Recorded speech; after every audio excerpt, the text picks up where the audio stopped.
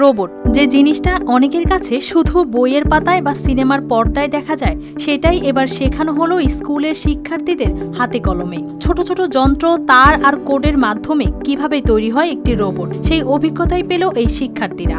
আমরা এখান থেকে শিখেছি কিভাবে রোবট তৈরি করতে হয় এবং রোবটের সেন্সর ব্যবহার করতে হয়। এটা খুব আকর্ষণীয় ও মজাদার ছিল। তাই আমি ভবিষ্যতে রোবোটিক্স নিয়ে কিছু শিখতে চাই, যা মানুষের কল্যাণে ব্যবহৃত হবে এবং মানুষের জীবনযাত্রা আরও সহজ করে তুলতে পারবে। এই ব্যতিক্রমী আয়োজন দেখা গেছে নোয়াখালীর সেনবাগে। ছিলনিয়া ইউনিয়ন উচ্চ বিদ্যালয়ে দিনব্যাপী এক রোবোটিক্স কর্মশালায় অংশ নেয় শতাধিক শিক্ষার্থী। কিন্তু আজকের একদিনের প্রোগ্রামে আমরা আজকে অনেক কিছু শিখতে পেরেছি। রোবোটিক্স, বিভিন্ন ব্রেন, রোবোটিক্স, বিভিন্ন যন্ত্রপাতি, কোন যন্ত্রপাতি দিয়ে কী কী কাজ করা হচ্ছে, এরপরে রোবোটিক্স গাড়ির বিভিন্ন চাকা, রোবোটিক্স চাকা কী ধরনের হতে পারে। এরপরে আবার আমরা বিআর হেডকে যেগুলো সেট, বিভিন্ন যন্ত্রপাতির সাথে পরিচিত হয়েছে। এখানে কৃত্রিম বুদ্ধিমত্তা, স্বয়ংক্রিয় যন্ত্র, সেন্সর ব্যবহার, এসব বিষয় সহজভাবে শেখানো হয়। কিভাবে একটি রোবট পরিবেশ থেকে তথ্য নেয়, কিভাবে সেটিকে নির্দেশ দেওয়া হয়, এসবও দেখানো হয় হাতে কলমে। বর্তমান বিশ্বে রোবটের কোনো বিকল্প নেই। আজকের ওয়ার্কশপে রোবটের সম্পর্কে আমাদের অনেক ধারণা দেওয়া হয়েছে।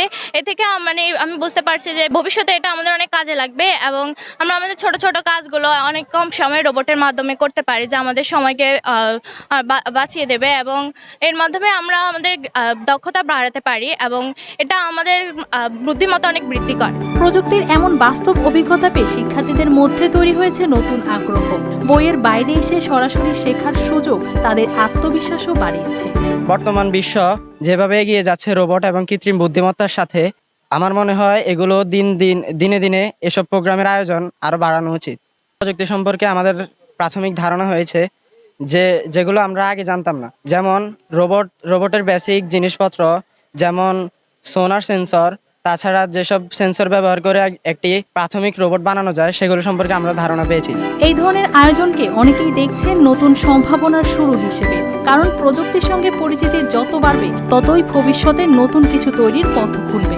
বিষয়টা আসলে প্রযুক্তির একটা অংশ। তো যেহেতু আমাদের এই সময়টা হচ্ছে প্রযুক্তির যুগ, তো প্রযুক্তির বাইরে থেকে তো আসলে কখনো একটা প্রকৃত উন্নয়ন করা সম্ভব না। তো সেই কারণেই বাচ্চাদের মধ্যে যেন রোবোটিক্সের বিষয়ে আগ্রহ জন্মায়, পাশাপাশি প্রযুক্তিগত বিষয়ে আমাদের দক্ষতা অর্জনের জন্য তারা যেন প্রাথমিক একটা ধারণা পায়, এই জন্যই আমাদের মূলত উপজেলা প্রশাসনের উদ্যোগে এবং সৈয়দ হারুন ফাউন্ডেশনের সহযোগিতায় আমাদের আজকের এই রোবোটিক্স ওয়ার্কশপটি অনুষ্ঠিত হয়েছে। একদিনের এই শেখা হয়তো ছোট একটি পদক্ষেপ, তবে এখান থেকেই তৈরি হতে পারে আগামীর প্রযুক্তি নিয়ে কাজ করার স্বপ্ন।